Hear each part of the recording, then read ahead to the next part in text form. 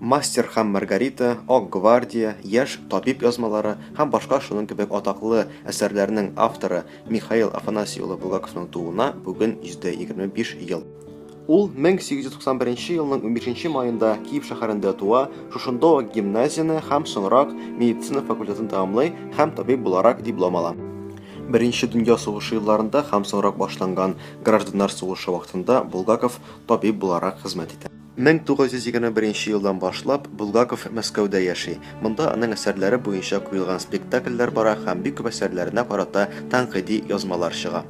Гражданнар сугышы барышында булган вакыйгаларга багышланган Ак гвардия исемле әсәре 1924 елда басылып чыга. Соңрак әлеге әсәр нигезендә Турбиннарның көннәре дигән спектакль куела.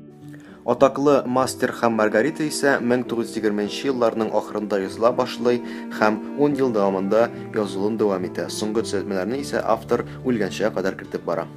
Күп төрле иҗтимагый проблемалар күтәрелгән әлеге әсәр беренче тапкыр 1966 елда авторның үлеменнән соң гына басыла һәм бүгенге көндә ул бик күп телләргә тәрҗемә ителгән. Булгаков каты авырудан соң 1940 елның 10 мартында вафат була.